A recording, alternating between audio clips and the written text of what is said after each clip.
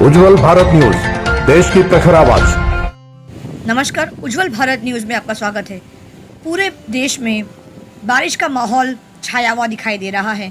हर राज्य में कहीं ना कहीं बाढ़ तो कहीं पर तेज बारिश हवा के साथ साथ हर जगह में ऐसे मौसम ने बेहाल कर दिया है कि जनजीवन भी अस्त व्यस्त होने लगा है। गुजरात राज्य की बात करें तो गुजरात राज्य का दक्षिण गुजरात जो है वलसाड क्षेत्र, वहाँ पर भी बाढ़ का माहौल दिखाई दे रहा है।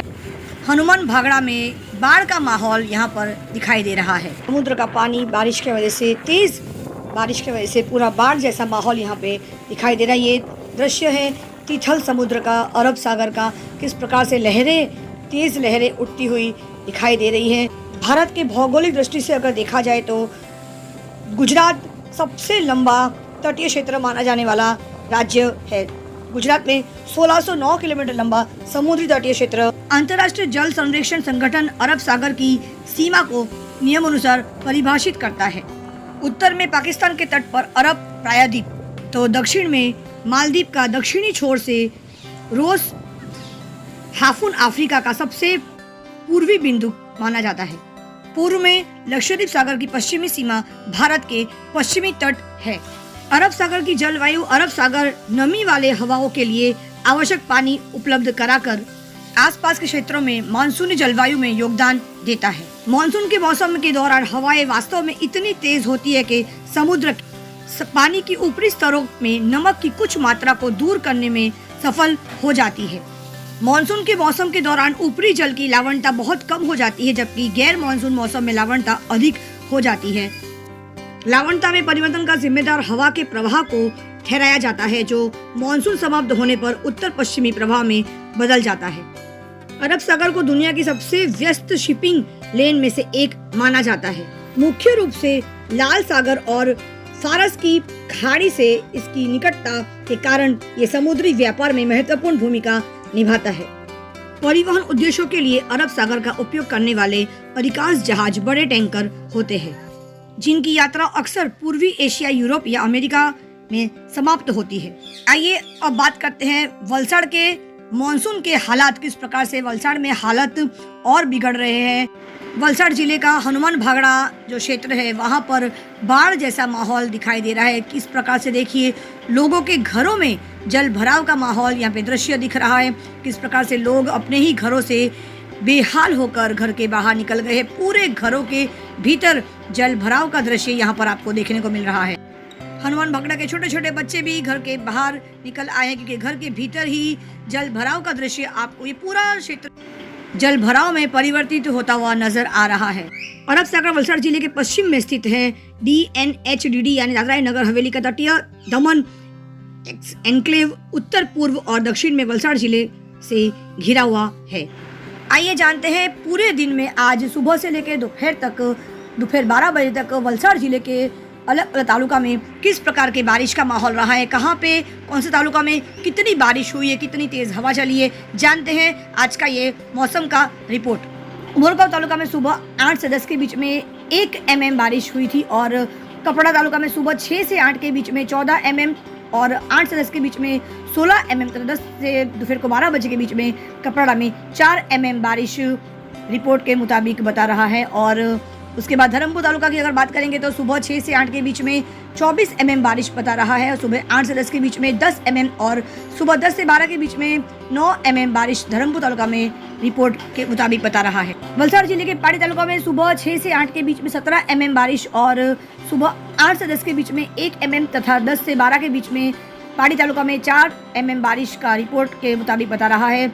उसके बाद वलसाड तालुका की बात करेंगे तो सुबह 6 से 8 के बीच में 3 mm बारिश तथा सुबह 8 से 10 के बीच में 1 mm बारिश, और अभी फिलहाल बारिश रुका हुआ है। लेकिन वापी तालुका की अगर बात करेंगे तो सुबह 6 से 8 के बीच में लगभग 3 mm बारिश यहाँ पे रिपोर्ट के मुताबिक बता रहा है। फिर सुबह 8 से 10 के बीच में 6 mm, और सुबह 10 से 12 के बीच में 6 mm बारिश रिपोर्ट के मुताबिक बताया जा रहा है। आइए देखते हैं हनुमान भागड़ा के इस क्षेत्र के लोग किस प्रकार से बेहाल हो गए हैं, और यहाँ के स्थानिक लोग आज के इस वलसाड के इस बारिश और इस मानसून के मौसम को लेकर, इस बाढ़ के माहौल को लेकर वो क्या कह रहे हैं। जानते हैं विस्तार पूर्वक उन्हीं के शब्दों में।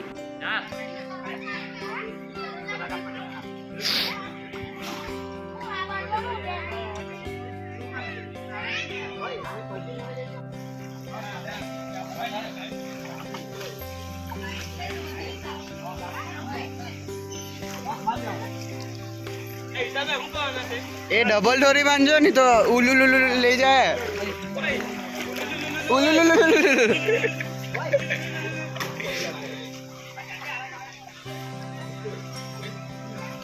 મજા આવતી હા તો આટલા આટલા આવી લાગે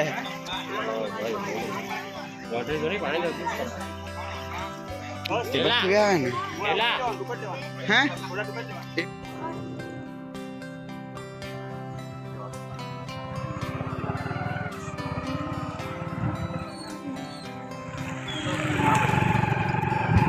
दादा कहाँ गया? दादा कहाँ गया? नदी नु पानी दादा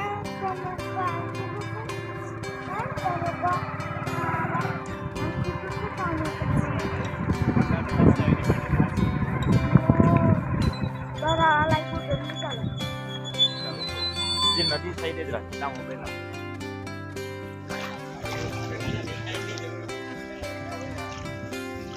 ये हमारा हनुमान बागड़ा गांव बाहर के सब लोग बाहर घूम रहे हैं सबके घरों में पानी घुस गया है राहुल राठौर राहुल जी ये आपका हनुमान बागड़ा गांव में हर साल बाढ़ आती है क्या हर साल आ गए क्या दिक्कत हो रही है आपको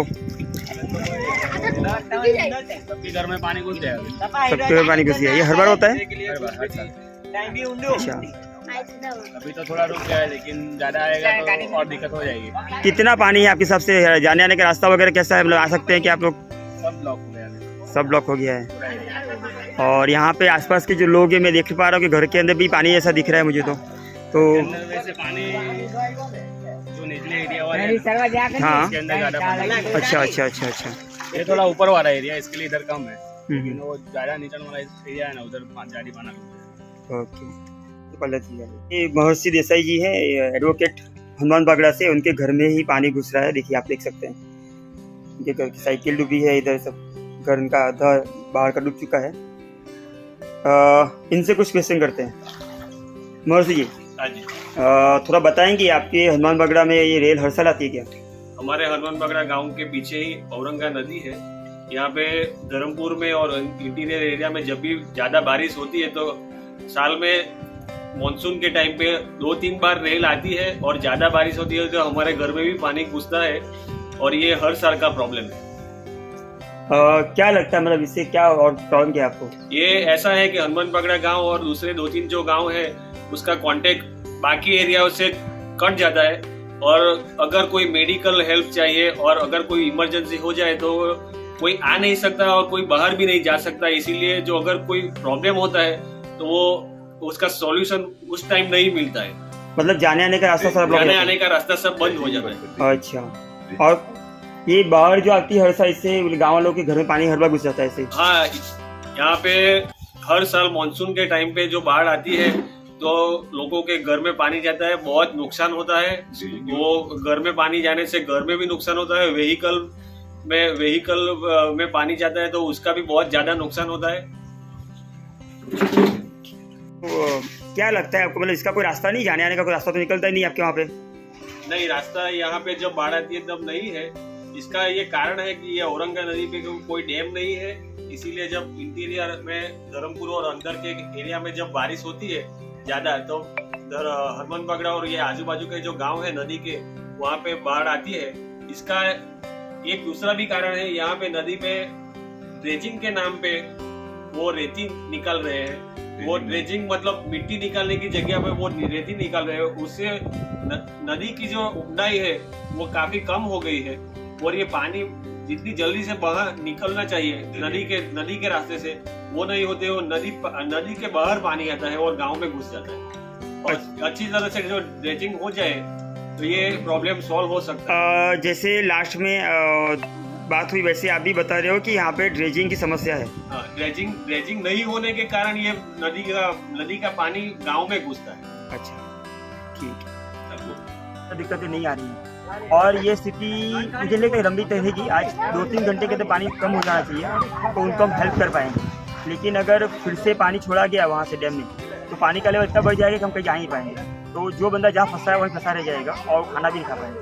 अभी जो आने जाने का रास्ता बना हो गया उसके बारे में क्या आने जाने का रास्ता हमारे गांव में एक तो पीछे का रास्ता जहाँ से हम जाते हैं वहाँ पे नदी लगती है, और मेन रास्ता जो है वहाँ पे भी ब्रिज बना हुआ नहीं है। ब्रिज बहुत बार पास हुआ है बनने के लिए, लेकिन किसी के साथ ब्रिज नहीं बन पाता है। तो जब तक ब्रिज बनेगा नहीं तब तक तो ये ब्लॉक ही रहने वाला है। मतलब ये समझ लीजिए कि बाढ़ आते ही हनुमान बगड़ा गाँव पूरी दुनिया से अलग हो जाता है। ये एक बेड के रूप में कन्वर्ट हो जाता है, और ये बेड ही है समझिए, जहाँ ना तो कोई आ सकता है या जा सकता है, तो आप राशन पानी दे सकते हो, तो ब्लॉक ही रहेगा। आपको अगर आना है तो आपके पास हाई लेवल की बोट होनी चाहिए, या तो फिर आपके पास हेलीकॉप्टर होना चाहिए। अगर ये मानिए कि अभी कुछ मेडिकल किसी को हो गया तो अभी किस तरह से उसको हेल्प पहुंचाई जा सकती है? मेडिकल इमरजेंसी के टाइम पे हमारे पास कोई रास्ता नहीं है। हमारे पास यही है कि अगर कुछ इमरजेंसी होती है तो हमको NDRF को कॉल करना पड़ेगा, अगर वो कुछ कर सकते हैं तो ही। टिल डेट आज तक इतने सालों में मेडिकल इमरजेंसी के टाइम पे हमारे पास कोई रास्ता नहीं बाहर जाने के लिए। कुछ भी हो जाता है तो वो उसको गाँव के अंदर ही जो लोकली हम कर सकते हैं, उसके अलावा कोई रास्ता ही नहीं है। ये बहुत बड़ा इशू है। अगर किसी को अटैक आ गया या कोई लेबर पेन के अंदर या किसी को कुछ भी हो जाता है तो हम कहीं नहीं जा सकते। इसके लिए जाने आने का कोई रास्ता ही नहीं। अभी क्या है कि हर साल बाढ़ आता है, लेकिन हर साल में एक बार भी ऐसा नहीं हुआ कि मेडिकल इधर पहुंचे। सही बात है, सही बात है। तो फिर उसके बारे में क्या कहना चाहते हो? क्योंकि हम अभी क्या है, इमरजेंसी कुछ ऐसा नहीं हो सकता, लेकिन हो सकता है ऐसा ना, ऐसा हो सकता है। चाहिए गांव को दो चीज़ की जरूरत है। एक तो ड्रोन होना चाहिए, सरपंच शिला हमारे जो गांव के पंचायत, उनको ड्रोन लेना चाहिए कि ड्रोन से वो पूरे गांव का सर्वे कर पाए, जिस जगह नहीं पहुंच पा रहे हैं वो कर पाए। दूसरा कि जो हाई रिस्क बोट है, NDRF के पास एक हाई लेवल की बोट होती है, वो गांव में मुहैया करानी चाहिए बाढ़ के टाइम पे, कि किसी के भी घर पे जाना है, किसी को बाहर निकालना है, करना है, कोई रह गया घर के अंदर, पानी काफ़ी बढ़ गया है, उस टाइम पे NDRF की टीम से ये गांव के अंदर होनी चाहिए। वो लोग गांव के बाहर खड़े होते हैं। हर बार क्या होता है, वो लोग गांव के दोनों तरफ खड़े होते हैं बोट लेकर के, लेकिन उसका फायदा कम है। गांव के अंदर दो NDRF की टीम को होना चाहिए कि जहाँ पे इमरजेंसी में खाना पहुँचाना है, मेडिकल इमरजेंसी से उसमें काम आता है। और मेडिकल इमरजेंसी टाइम पे कोई हेल्प नहीं कर पा रहा है, क्योंकि गाँव के अंदर कोई बोट ही नहीं है जिसे यूज़ कर पाए। अभी क्या है, अभी देखो पानी आ गया, लेकिन पानी आने से पहले अलर्ट तो करते हैं, लेकिन पूरे गांव में नहीं अलर्ट होता ना। अभी अंदर एकदम गांव में एकदम घर होता है तो उसको जानकारी नहीं होती है। अगर उसके पास फ़ोन नहीं हो, TV नहीं हो, उसको जानकारी नहीं मिलती है। तो उसको जानकारी पहले से देने के बारे में आप क्या बोलेंगे? हाँ, હનુમાન બાગડા ગામથી હિતેશભાઈ કે ખમણવાલા આ બધા ગામના રહીશો છે જેમના ઘરે પાણી ભરાયા છે। આ તમે પાણી જોઈ શકો છો, નદી અને ગામ એક થઈ ગઈ છે। હિતેશભાઈ થોડું જણાવશો? બોલો, શું છે તમારા ગામની પરિસ્થિતિ? અમારા ગામની પરિસ્થિતિ ભાઈ ખરાબ છે। હમણાં લોકોથી જવાય નહીં ધંધા પર કે કોઈ કશું થાય નહીં કોઈથી। ને હવે અમને જે પ્રમાણે સરકારની જરાક સુવિધા મળે અમને સાથ સહકાર તો વધારે સારું। લોકોને સ્કૂલ આ તે બધું તકલીફ પડે છે, છોકરા લોકોને ખાવા પીવા વગર લોકો બેસી રહી, લોકોના ઘરમાં પાણી છે। આજે લોકોના ઘરમાં તમે પાણી ભરાયા છે તો એ કયા એરિયામાં છે? આ આપણા હનુમાન દાદાના મંદિર પાસે 3 ઝૂંપડા છે। એ ઝૂંપડાવાળા લોકો બિચારા શાંતિથી બેસી રહેલા, ચોમાસની ગંદા બધા ફરવાઈ ગયેલા છે, લોકોથી કામ પર નહીં જવાય, લોકોની આ સમસ્યા છે। અચ્છા, ખાવાનું શું વ્યવસ્થા કરશે? એટલે કે ખાવાનું કેવી કરે છે લોકો? તો ઘરમાં શું પાણી બધા ઘૂસી ગયેલા, પાણી ઘૂસી ગયેલા। તેલ લાવીને હું ખાઈ ગયો હા, પણ આજે એટલે પાણી આવી ગયું તો તમે ખાવાનું બનાવી શકશો કે કેવી રીતે? એમ નહીં બને।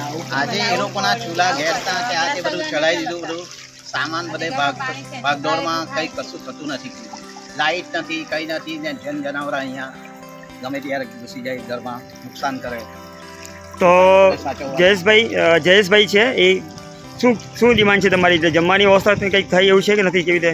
હમણાં તો કોઈ કરશે નહીં, પણ અમારે પાણી ઉતરે પછી જે સામાન લાવીને પછી ઘરે બનાવી શકીએ, ત્યાં સુધી તો કંઈ નહીં। એટલે આ ગામવાળાનું કેવું છે જે નીચાણવાળા એરિયામાં ઘરમાં પાણી ઘૂસી ગયા છે એ લોકો માટે કોઈ NGO કે કોઈ બીજી વ્યક્તિઓ આવીને ખાવાનું તૈયાર આપી જાય તો એ લોકો જમી શકશે એવું કંઈક છે? કોઈ આવે તેવું બધી સાઈડથી રસ્તા બંધ છે, કોઈ આવે તો બી ફસી જાય, તો હેલિકોપ્ટર આવે તો જ કંઈ મેળ પડે, ત્યાં લગીને કંઈ સુવિધા। NDRF ટીમને વિનંતી કે શક્ય હોય તો ખાવાનીની બી વ્યવસ્થા કરી શકે તો સારું। બગડાની નદીમાં આજે પાણી આવી ગયું છે, ગામમાં ઘૂસવાની તૈયારીમાં છે, અને પાણી એકદમ અચાનક જ આવી ગયું છે। 3 દિવસથી સતત ટ્રેલ આવી રહી છે।